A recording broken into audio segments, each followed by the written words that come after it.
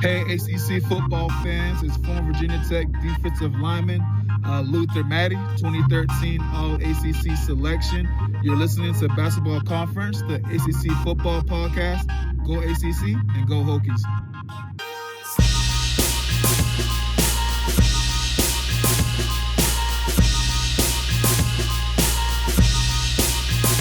Ladies and gentlemen, boys and girls, welcome back to Basketball Conference, the ACC football podcast. My name is Joey Weaver. He is Mike McDaniel. Mike, we're doing another preview together, finally at long last. Tell us who we got with us today. A lot of independent recordings happening, Joey, but not today. Not today. We're talking Boston College Eagles, not with Dan Rubin, but with his buddy and our buddy, AJ Black, BC Eagle Insider, 24/7 Sports Network. He's a publisher over there. AJ, this is not the first time you and I have crossed paths, but I think this is the first time you've been on this podcast, so welcome. Yeah, definitely. It's I was excited when you guys reached out to me. I was like, oh, I can finally do it with Joey and Mike, so I'm glad to be here. Welcome in, AJ. It's great having you, and we're looking forward to talking about the 2025 Boston College season. It'll be year two for Bill O'Brien. Year one went pretty well. It was an interesting ride, I think, the way that it all kind of shook out. I remember one of the things that we talked about early last year going into the season was trying to match up, Thomas Castellanos and that skill set versus what Bill O'Brien was going to want to try to do with that offense. And clearly the way that played out, I mean, you ended up switching over to Grayson James later in the year. Castellanos made a bit of an exit from the program, to say the least. Sure did. How did that all turn out, and how's the feeling so far with the O'Brien era there in Chestnut Hill? Yeah, the first year was definitely a roller coaster because you started off the season strong. You went out and you beat Florida State. Castellanos looked like he was fitting right in, and like the offense was going to work with him there. Looked okay against Missouri, and then by the middle of the season, it just started to fall apart. Like he just could not do the pocket work that Bill O'Brien wanted him to do. He struggled for a few games. He gets benched. Grayson James comes in, does a much better job, wins 3 out of the last 4 games against bowl eligible teams. He looks pretty good. And you go to the bowl game, your team basically had no one left because Azaraku opted out. 3 out of your top 5 offensive linemen and 1 hurt you. So you were just basically playing backups against a nasty Nebraska front 5. And you lose that game. So feeling was still pretty positive going into the offseason. You bring in Dylan Larnagin. Dylan Larnagin was from Alabama, former 4-star that Bill O'Brien recruited when he was there as the offensive coordinator under Nick Saban. And you start to see that, okay, there's going to actually be a quarterback battle. Now, we've seen 4-star quarterbacks flame out pretty quickly, too, that just don't work out. You see him at camp in the spring, and you're going, oh, my gosh, this kid is as good as advertised. He's making plays. He's running that offense the way I assume O'Brien wanted it to go. He does not make a decision over the spring. We wait to summer. It takes about 3 weeks into camp. He decides he chooses Larnagin over Grayson James. James has been a pro about all of this. He's not, quitting the team like Castellanos did. He's out there still busting his butt out there, which is great. But Larnagin is much more what I expected for a quarterback under O'Brien. He's got really good decision making. He's quick with the ball. He's got a good arm, and he's mobile too. This is a kid that can run. So I think a lot of folks are just assuming Bill's, he wants his Brady's that are pocket passers and don't move around a lot. Larnagin can move, and you see a lot of that during camp. So I feel like this is starting to feel like Bill O'Brien's team now. He'll say it was his team last year too, but the guys are starting to come in that are more his guys. I mean, he's got another tight end, Ty Lockwood, who came from Alabama that he knew. There's a bunch of guys that he's recruited that are now playing. So the program's heading in the right direction. The fans are much more into it. The season tickets sold out this year for the first time in years, and much of that might have to do with Notre Dame fans just buying up tickets, but it feels positive. So I think there's a good feel around the program right now. The key positions around Lonergan, I mean, I was a little surprised. I knew that Lonergan was recruited by O'Brien. It made sense he brought him in. I was a little bit surprised given all the good things he said about Grayson James at the end of last year, but that's kind of the position that you're in when you make a quarterback change like he did. So not surprised, not shocked they went to Lonergan. Let's talk about the running backs. BC, Turbo Richard, Jordan McDonald, that seems like the top 2. Is that fair to assume? Yeah. Yeah, those will be the two guys. Right now, Turbo hasn't practiced in a couple of weeks. He has a pretty gnarly, sounds like cut on his hand. It just hasn't been practicing, but he will be hopefully ready to go. And maybe he'll miss the Fordham game because it's Fordham. You need him to play. But he'll be ready to go week 2 against Michigan State, or week 1. But it's between him and Jordan McDonald. Jordan McDonald, you saw him come on really strong at the end of last year. He was a guy that started the season off on the practice squad and really impressed the coaching staff as the year went on. And then by the end of the year, he was much more, he had some big games. I think it was UNC and Syracuse that he had, a couple touchdowns in between those 2 games, and really started to look like a guy that was going to be ready to take over for Kai Robichaux, who is now on the Lions. So I like what they've been able to do with those 2 guys. You also see you'll probably see a smattering of Alex Broom, who blew his knee out last year. He's back, and he'll be more like what they had last year with Trayshawn Ward, where he, in the passing game, that's obviously a very heavy emphasis in a Bill O'Brien offense. And Broom, who is like 5'6", I couldn't believe he's very, very 5'6", if not 5'5". He's the smallest running back I've seen at BC ever. But he's built like he reminds me of Maurice Jones-Drew, like the size of him. He's like tiny, but also just blasted with muscle. He's plays a really important part of the run game, pass game too, and he's a good pass blocker even at that size. So I think you'll see a little bit of him as well. I'm trying to remember the guy I think it was out of Boise State. They called the muscle hamster. Was it Doug something? Oh gosh, Doug Martin. Yeah, Doug Martin. Doug Martin. That's right. Yeah. Yep. Just over here remembering some dudes. Sorry. Wow, that is a throwback name. Holy cow. I was going to ask you, AJ, I mean, you talked about some of the running backs. We talked about Dylan Lonergan coming in. Last year, this was a really run-heavy offense. And some of that, I think, was probably to be expected with the Castellanos skill set coming into the year. But I'm curious, between a little less experience in the running back room, bringing in a high-ceiling kind of guy in Lonergan, do you expect that balance to go back more towards an even split or even maybe a little bit pass-heavy, or do you still expect more of a run-heavy approach on offense? I definitely think they're aiming to get it more towards the middle. If you talk to O'Brien really wants a balance, and he knows that last year the BC finished like 99th in the country, I think it was, in passing yards, was not where he wanted it to be. Now they've got better wide receivers. They've got Jaden Skeet, who missed most of last year. He's looking great at camp. I can't say enough about this kid. He looks like he's an NFL wide receiver out there. Reed Harris, who's 6'5", who's enormous. And Lewis Bond, who's been, I think he was like 3rd in the conference in receiving yards last year.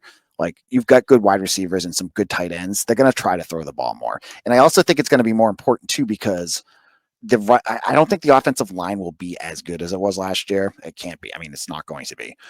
So I don't think they're going to be able to run the ball as much as they want to, even if they did want to run it, because I don't think the offensive line is going to be able to do as much as they did last year. Because, when you had Ozzie Trapillo and Drew Kendall out there, even Jack Conley, who had a pretty good year, like, you could run the ball pretty effectively. And that's what they did when they had Grayson James out there. They probably won't be doing as much of that. I think they're going to use that Lonergan's arm a lot more this year to get that pass attack going.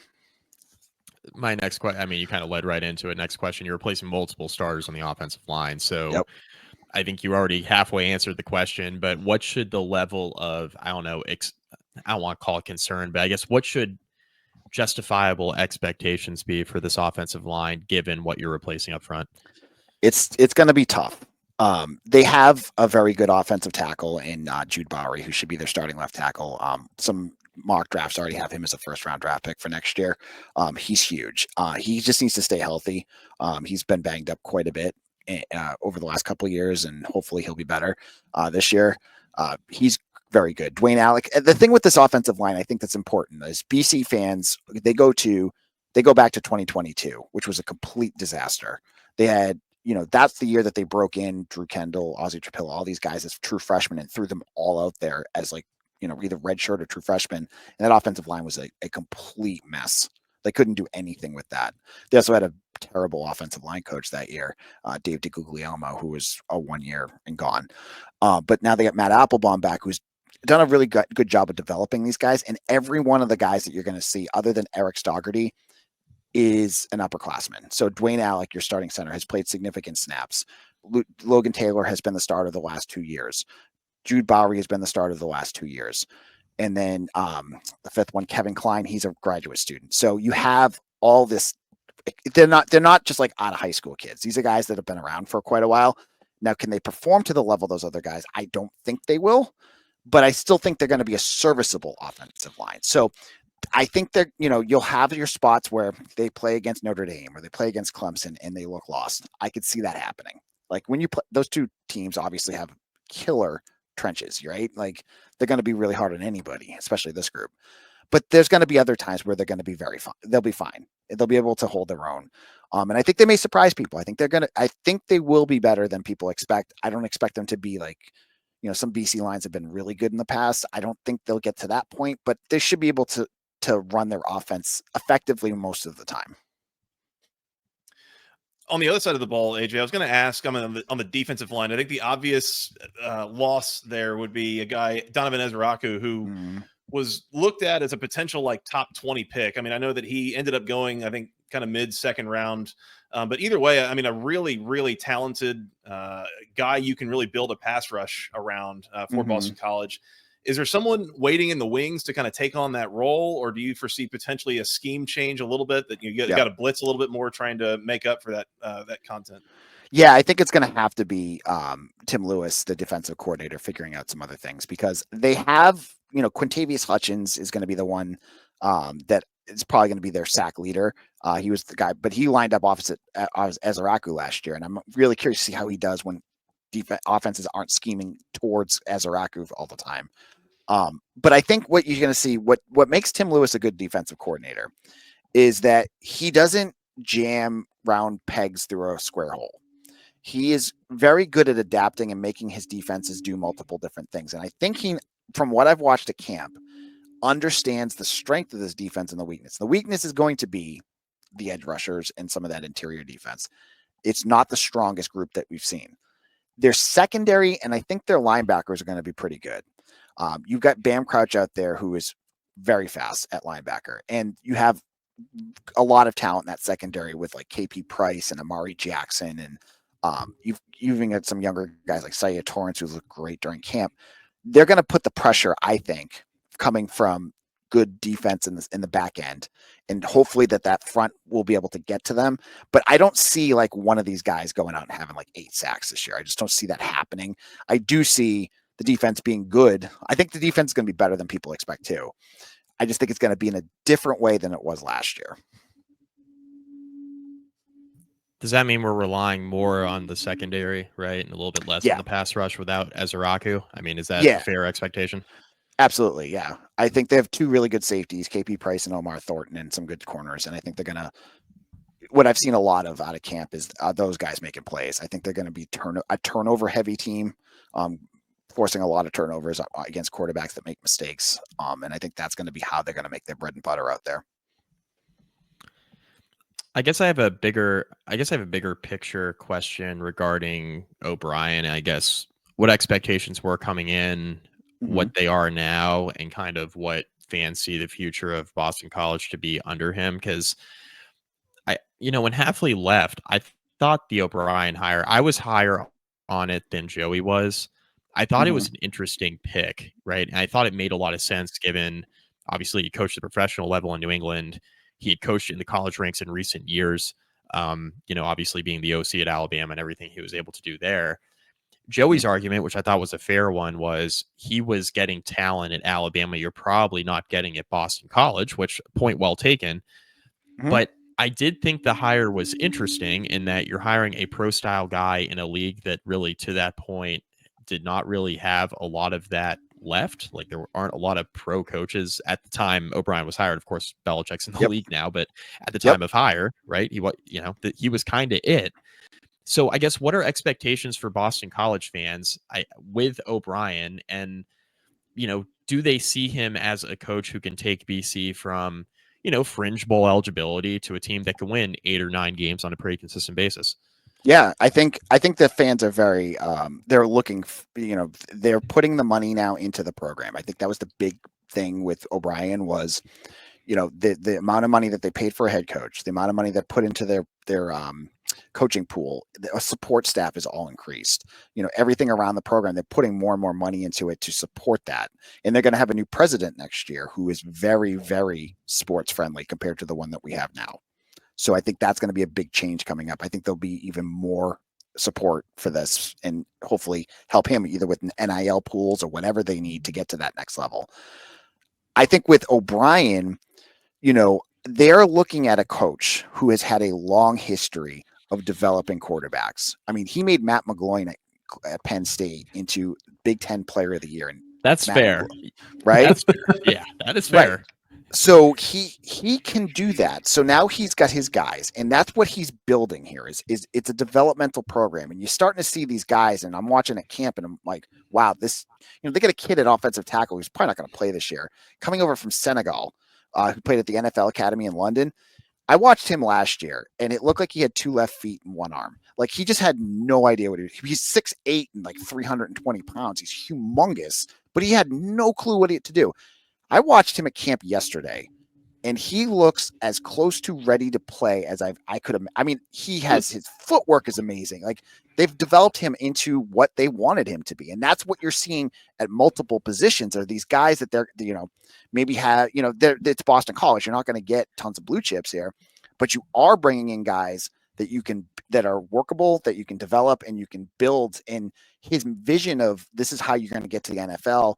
BC has a long history. If you look at the numbers, BC has a very good history of getting guys to the Pro Bowl, big contracts like Chris Lindstrom and Matt Ryan and all these guys. There's, Luke Kuechly, building off of that as the way to recruit. And I think that they're hoping is with his work with quarterbacks, football's such a quarterback heavy sport that's going to get them to the next level. BC has not had a very good quarterback since Matt Ryan. You look at like the last 15 years, you've had guys that have been okay.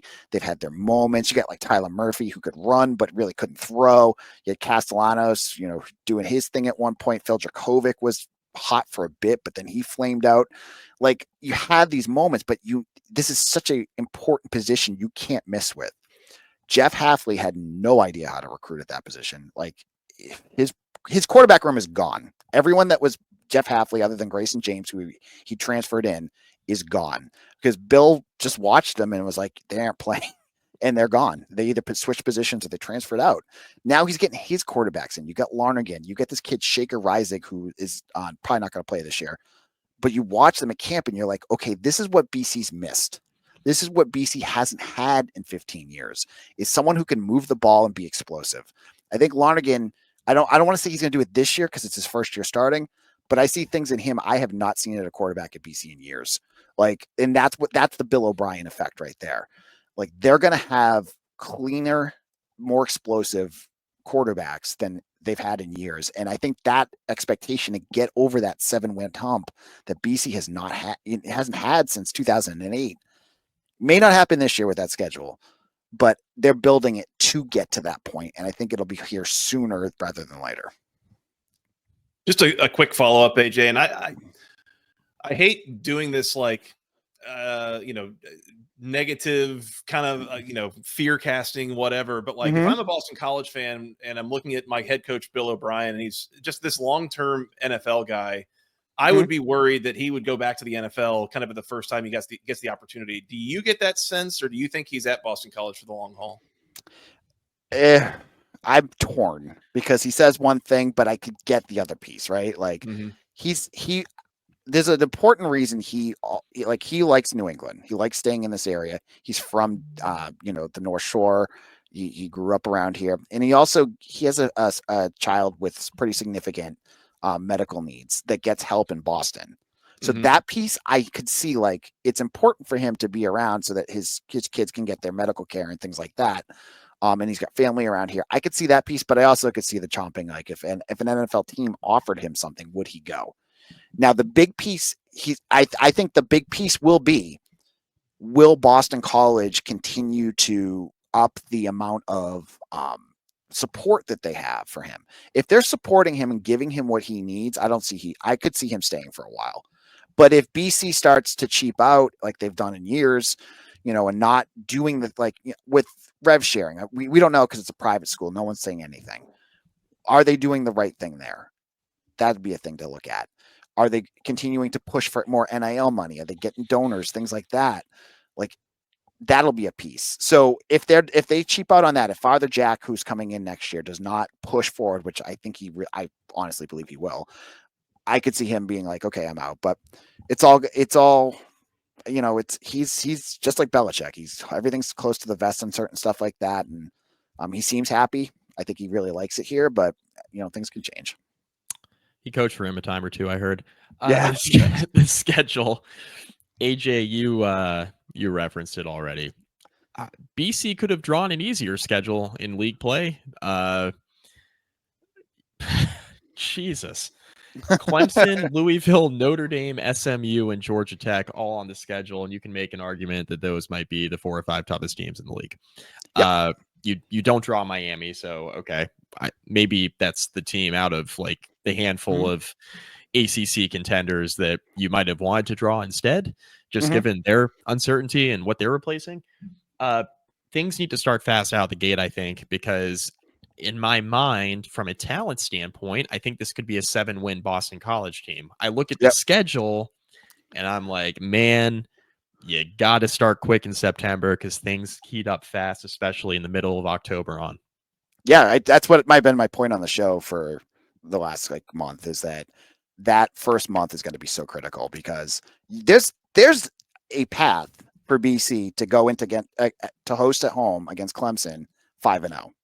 And it's not, I don't think it's unreasonable to think it could happen. You're playing, if you beat Michigan State is probably the biggest game on your schedule. You have to play them on the road. You beat them last year, but it's on the road this year. Hopefully it won't be raining. It was a monsoon last year when the two teams played, and that was tough. But if you beat them, you should. Stanford's always a horror show, no matter who's playing when. But you get to play at Stanford. They're a mess. Cal at home, I think this BC's better than them. And then Pitt, you beat pretty badly last year. Could you do it again? That's 5-0 right there. So that could happen. The only piece that I think I look at when you look at the schedule, and it's always looking ahead, right? And everything changes as the season goes on, is the one positive of that schedule is that all those tough games are home. And BC was 6-1 at home last year. You almost beat SMU on the road last year. They were down by 3 with the ball to win, and they just couldn't get it done. They barely lost. They were a Thomas Castellanos implosion from beating Louisville. Again, that was at home. I can't talk myself into Clemson or Notre Dame. I just don't think they have a chance in either of those games. Just gotta be real. I know they're home, but it's going to be tough. The reworked, the new offensive line against those two defensive fronts, which are two of the best defensive fronts in the country, probably. That's hard to envision. I agree. Yeah, I think Jeremiah Love is going to have a huge game against them, and I could see Caleb Klubnik kind of tearing them apart too. So I think that's just going to be tough. But counterpoint, isn't one of those the red bandana game? SMU, I think, is. Oh, okay. And that's been my hot take of the year, is that BC's going to beat SMU. I think they can beat them. I could see it. A red bandana at home late in November. I think it could happen. But the schedule is brutal. Like, this is a tough year for BC in terms of just who they drew. And in terms of just like narrative stuff too, they missed a whole bunch of opportunities here. I would have killed to see BC and FSU. I would have loved that. That would have been amazing. Missed that. And I don't think BC gets North Carolina for 5 years. So you don't get O'Brien and Belichick, which obviously those two have a huge connection. That would have been an amazing story to talk about too, but that ain't happening. So you get all these other games though. You get Notre Dame at home. That's going to be big for the fans. It's already sold out. But it's that path to getting past 7 wins that it's really eluded BC. I think fans need to be realistic this year. If they get 7 wins, that's a hell of a successful season given that schedule. I'd say, And then you could build on it next year. You're going to have Lonergan back. You're going to have a lot of these guys coming back. You can build on it with a much easier schedule next year. Maybe they could build BC needs to build an out-of-conference schedule like Indiana does. That's what they need to do. Because then on the punt out 4 wins easy. Because then on the off year, you draw an ACC schedule like Virginia has, for example, you're going to win 10 games. And it's like, all right, great. Now we're sneaking somebody in a college football playoff like SMU. It doesn't really belong there. It'd be good. Yep. But you know what? We got Alabama coming up. We've got Ohio State. I'm hoping college football changes before that, because other than the old people that really love, and no knock on older Boston College fans that think this is a good idea, I think scheduling Alabama and scheduling Ohio State is unbelievably stupid, given the schedule that you have to play as Boston College. Like, you don't need to play a team that's going to absolutely road grade you and give you an immediate loss every single year because it's Alabama and that's cool to have them come to Chestnut Hill. Yeah. I don't care. How Play often is Dan Old told that? Dominion. Old Dominion. Dan has said we've discussed the schedule with Dan every year, and he's like, why does this keep happening? Is like the question. It's like, Yeah. why are we scheduling all these crazy out of conference about? Like, this is insane. We're Boston College. You can pick Big Ten schools to play against. Playing against Michigan State's fine. That's a great like level opponent. Play Indiana. Play you know who these teams are, and even SEC. Play Vanderbilt. Play Mississippi State. I don't care. Yeah. But stop picking playoff teams that are just historically monsters that you do not match up with at all. Yeah. Yeah. If Indiana taught us anything, the moral of the story: never challenge yourself. Nope. Yep. The easiest road is the best road. There you go. Exactly. AJ, when you look at the schedule, you look at this team, do you have a record prediction that you're willing to go on the record with? So I'm sticking with that. They're going to come out of the gates hot. I think they're going to, my 5-0 is going to come up, and then they're going to hit a bit of a bump, and they're going to probably bit of a bump is probably being a little generous. And I could see, I honestly could see 7 wins out of this team because you get UConn later. I know UConn's better, but it's UConn. And I still think they're going to beat Syracuse. So that's 7 right there if they can do it. And then maybe if they go 4-1, I stick with my crazy prediction that they're going to beat SMU, and there's your 7 again. So I think some combination of that. As I said earlier, I have no predictions that they're going to stun Notre Dame or stun Clemson. I don't think that's going to happen. Louisville on the road is tough. I don't like the matchup with Georgia Tech. I think Haynes King is going to be a big challenge for them. Yeah, but I could still see 7. Yep. And you know what's even better, though? If they get to 7 wins, last year they were a good team, but they ran into opt-outs for the bowl. So they couldn't win 8 games because everyone was gone. And so they were playing backups and against Nebraska, who wasn't, and had a lot of good talent out there. I look at who could opt out this year, and I think BC, if they could get to like a mid-level bowl, they're going to still have Larnagin. They're going to have most of their guys still there. That could be win 8 right there. Like, they're just not going to have a ton of guys opting out, which is kind of the craziness of bowl season, right? Like, it's completely irrelevant to what happened in the regular season. It's who's there when in the middle of December. That could be win 8 right there, and that would propel and get really that momentum going that Bill O'Brien keeps looking for. Yep. And we're probably a year or 2 away from this, but I know like these revenue sharing deals that are starting to get signed, there are rumors that there's some bowl game incentives in there. So, that would be great. If that ends up happening, that would be great to kind of save bowl season, because I'm a sucker for bowl games, man. I did love the college football playoff on campuses last year, but I'm still a sucker for the bowl games.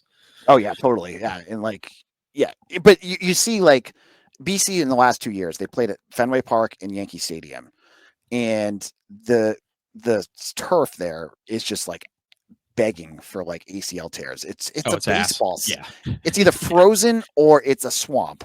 They got to figure out better stuff like that too. Like, get it on turf or get it in play down south more. I hate these northern Major League Baseball stadium. Play at Gillette. What are you or doing? Gillette? Yeah, Play exactly. Yeah. There's a football stadium right there. Like, what are we doing? It doesn't have the green monster behind it, though. Yeah, right. It's true. You need the ambiance and exactly. You can't have both teams on the same sideline there. I mean, I know. Nope. Yeah, it's true. That's true. Mike, anything else for AJ while we got him? Do you want to do a record prediction, Joey? Should we do it? Should we do one for the? Yeah. I'll go with 6-6. Yeah. I do think that they make a bowl game. I wonder what that Michigan State game is going to look like. I definitely wonder what the Pitt game is going to look like. And then, man, 6 games in 6 weeks: Clemson, UConn, at Louisville, Notre Dame, SMU, Georgia Tech. Like, that's a pretty brutally difficult stretch. So I'll say 6-6. I do like the prediction to beat Syracuse. I'd imagine they probably get one of SMU or Georgia Tech there late in the season at home. So 6-6 for me. I'm gonna go 6-6 too. I can see 7-5. I think there's enough talent to win 7, even 8 games in like a perfect scenario. Everything would have to go right, and you'd have to pick off maybe a couple of those, in that 6-game stretch from mid-October on. Stay But healthy. Yeah, and stay healthy. But like SMU red bandana game. SMU's got a tough schedule too leading up to that game against BC. I could see SMU just like, I don't want to say taking it easy, but almost like, okay, can we take a breath here? And then BC kind of getting them at home in a game that means a lot to a lot of people. I could definitely see that. And then Georgia Tech, I mean, Haynes King was really banged up in mid-November last year. Like, is there going to be a similar scenario where, hopefully not Joey, but like, is he like, we have no idea late in the year what health is going to look like. I could see BC picking off a couple if they're able to stay relatively healthy. So I have a really hard time envisioning this team not making a bowl game. And Georgia Tech, I think, is the week before good old-fashioned hate too, isn't it? I think it's the week before Georgia. It'd be 2 weeks before. Oh, it's 2 weeks? Yeah, because it looks like, I guess, Boston College has the really fortunate bye week in week 13 or whatever. That it's like play 11 games before you get your second bye week. That's not ideal timing. No. not on the. I mean, we've seen some crazy bye weeks. They couldn't have put this sometime in October for BC to break up that tough stretch. No, couldn't do that. Nope. You get one really early after the Stanford game, so it's like, because that game's not going to end until like 2 a.m, right? And then you got to buy then, and then wait all the way until the end of the season for that other one. So it's brutal. It's tough. 8 games in a row in a year where you have 2 bye weeks. That's fantastic job, ACC. Love that. Would have loved to hear would have loved to hear O'Brien's reaction when he saw that. Oh yeah. Be a fly on the wall in that room. Absolutely. AJ, this has been awesome. Thank you so much for your time. It should be a fun season for Boston College. We'll see. And it definitely feels like they're building towards something, as you kind of mentioned. Yep. Should be a good year, and 2026 might be even better. Appreciate your time coming on with us. You want to tell the people real quick where they can go find your stuff? Yeah, I'm the editor over at Eagle Insider, part of the 247 network. If you want good Boston College news, I have a good team of writers with me. We've been to every practice this year, talking to the staff, watching practice, all that good stuff. You can get all that there. And then I'm the host of Locked On Boston College, the only daily Boston College podcast out there. Oh yeah, AJ. Yeah, I do this 5 days a week talking Boston College sports. If you want to get in on that, I'm on YouTube or wherever you get your podcasts. Go find him. Go find him there. We need to do a podcast with AJ and Dan together. That would be electric. We need to make. Dan used to be my co-host before he got hired by BC. Yeah. Me and him with 2 of us used to do a podcast together. Yeah. We need to make that happen. Yep. I don't know what this podcast would do with all that. I hear some of the Boston accent from AJ. There's more of it from Dan. It would be a lot of fun. I did a lot of theater in high school and college, and they beat the Boston accent out of me. It comes back at times, but I had a theater instructor in college that just every time I would start doing it, she'd be like, "Do it again. You sound like you're from Dorchester. Stop." I'm like, okay. So it still shows up, but I mean, my parents, holy moly, I notice it. I'm like, you guys sound like you're right from the south end. You guys got to chill with the. My mom's from Lynn, AJ, but she's been, I live in Virginia. She's been married to my dad. They've been down here 30 plus years, but every time she goes back up to Boston to visit, it comes right back. It's unbelievable. It's uncanny. She's almost completely lost the accent until she goes back to Massachusetts. And it's like, oh my God, you're a different person. So right back. You just get into that comfortable zone where you can just let it go, drop all those R's and just go, 1000%. Yep. AJ, this has been awesome. Thank you so much for your time. We'd love to have you back on sometime soon. All right. Yeah, absolutely. Just let me know. Mike, that was AJ Black, BC Eagle Insider on the 24/7 Sports Network, host of Locked On BC. Huge thanks again to him for his time. First time on the show, and look forward to having him back one day. No slight to Dan. Dan, if you're listening, we'd love to have you back on too. As we talked about, we got to have all four of us together at some point. That would be, the most Boston this show has ever been. For sure. The fact that AJ and Dan know each other so well made that a very easy call to make. Yeah. So yeah. I'm guessing Dan does not feel threatened by AJ, if you want to put it that way. No, they are, as you heard at the end of that episode, they are former podcast co-hosts. So, yeah, they're buddies. Not in any way threatened. Mike, the people might be wondering why we're still talking after this episode ended. And that's because there's one more thing that we got to do before this episode's over. Mike, we have week 0 game to preview. Back, baby. We are so back. We have a week 0 game, an actual ACC football game on the docket. This you'll be listening to this on Friday, August the 22nd. On Saturday, August the 23rd, 7:30 p.m. Eastern on CBS and Paramount Plus, a phrase that I am confident we have never said before on this podcast, but No shot. First time for everything. Stanford on the road on the Big Island taking on the Hawaii Warriors. The Cardinal, a 2.5-point underdog in this game, totals 50.5. Mike, I got to be honest. We're doing this. We haven't done the full conference preview. You previewed Stanford. I have not said a word about Stanford really since we've done this preview season. But if I'm being honest, I'm not high on the Cardinal coming into this year. No. I don't get the sense that this is going to go all that well for them. And yet, there's a piece of me that feels like if it's ever going to go well, it's probably in week 1 against Hawaii. With, the new coaching staff you've had all offseason to kind of get ready for this, like, I'm kind of leaning towards Stanford here. Do we have sound drops for this? Oh, Mike, do we have sound drops? Do we? Do we need one? You know what, Joey?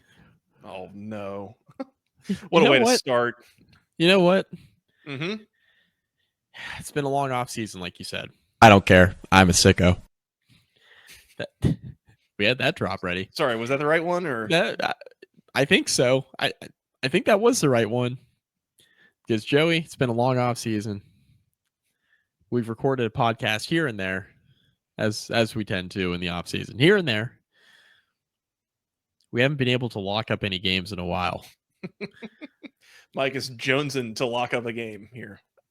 We need a little something to wet our whistle, so to speak. All right, Mike, go ahead. Stanford, 2 in the hook. Let's lock it up. You better lock it up. You better lock it up. No, you lock it up. You lock it up. Lock it up. Lock it up. Please. Woo, that feels right. That feels good. It's good to be back in the saddle here, Mike. It feels right.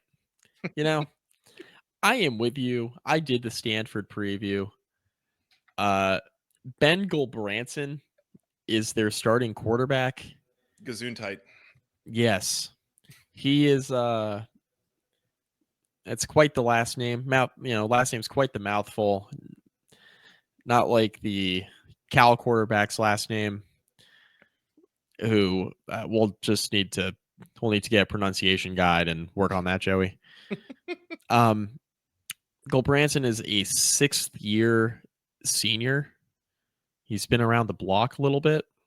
Former Oregon State product. Has Joey, never been the full-time starter, is my understanding. He's always been kind of the second-string guy wherever he's been. Correct. Hawaii offense was not good last year. Mm-hmm.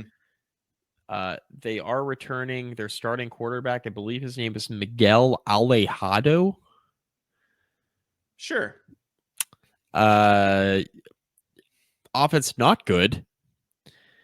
Not that Stanford's defense is good, but they feel, Stanford does feel better about their defense than they do about the offense, where they're breaking in a ton of playmakers, a new quarterback in a 6th-year senior in Gulbranson, offensive line that may be okay, might be ass. We're going to see, but a defense that they feel good about.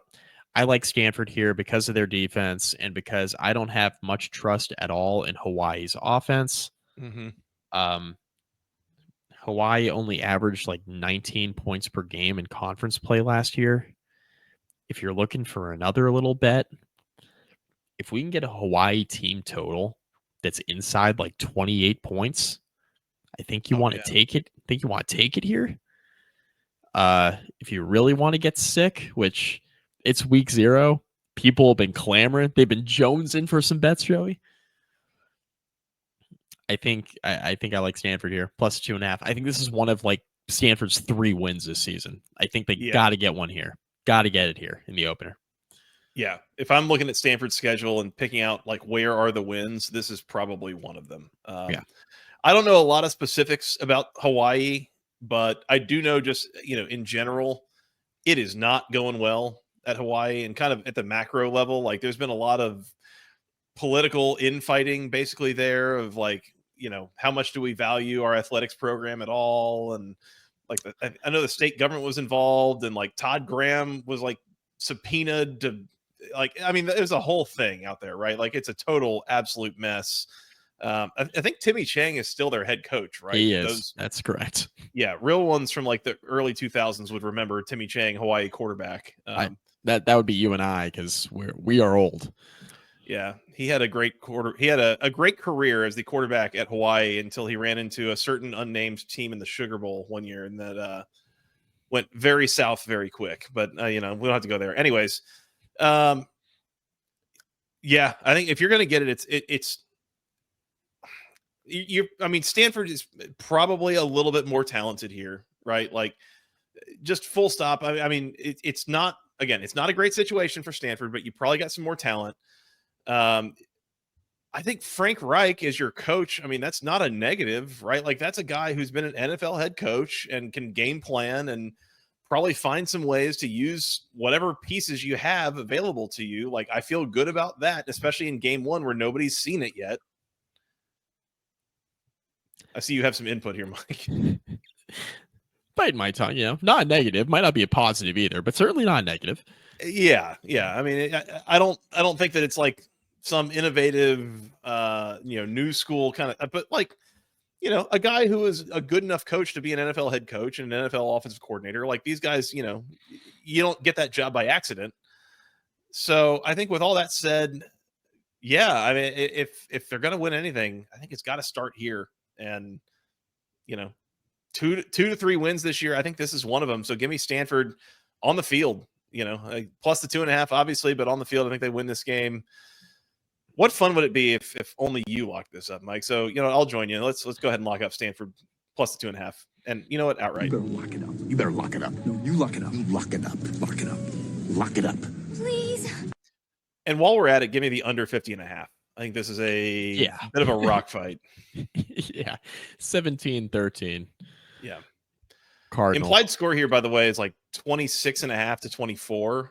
So if you're getting a Hawaii team total at 28, absolutely hit the under on that. No concerns doing that. As a reminder, all these picks are not actually like legally betting advice for what it's worth. Yeah, it is from me. I cannot wait to bet this game. Yeah. Well, might not be pretty, but we'll be watching because it's college football and it's back on, baby. Yeah. Nothing like locking in for some Saturday night Hawaii Stanford on Paramount Plus at 7:30 p.m. Nothing like it. I hope I read that right, and it's going to be on proper CBS because I do not have Paramount Plus, and I will not be purchasing it to watch this game. I will not either. I will hang out with my kid before bedtime or something. There you go. Anything else? Stanford, Hawaii, Mike, before we wrap it up here. I think we're all set. Yeah. Just know that if you watch this game and you think that this is a good example of what ACC football is, give it another try the following weekend because I am not high on Stanford this year. As I've tried to make as clear as possible. There's also a good chance that this is just like what the ACC is too, though. So like, don't be fooled. Had those years, yeah. The bottom could be bad this year, so just be prepared. Yep. Yeah, the bottom, 3 to 4. And we got to come back, by the way, in a few days. We're going to record a full conference preview, following up all these team previews. We're going to do that with our buddy Tony Siracusa here in a few days. So we'll talk about the bottom of this conference. But I think this year, the bottom of the conference might be about as bad as we've seen it in a few years. So, but we'll come back and hit on that. Mike, anything else before we get out of here? Nope. All right. There it is. Both of us have Stanford plus the 2.5 locked up. Goodness gracious. On the Big Island against Hawaii. We'll see how that all goes. We're going to get out of here. We've got a few more previews. We got a full conference preview. We're going to do a live week 1 preview. YouTube.com/@the-ACC football podcast. That's going to be next Wednesday night. Usually, ballpark, call it like 10:15, 10:30-ish. On YouTube. Again, youtube.com/@the-ACC football podcast. hit the subscribe button, hit the bell icon. You'll be notified when we're going to go live. You can jump in the comments and have fun previewing all the action, all the picks, all the locks, everything else that we have for the season as we kind of get into it. Mike, we're really close. Pretty exciting. We're really close, and yet I don't feel prepared. So yeah, never have.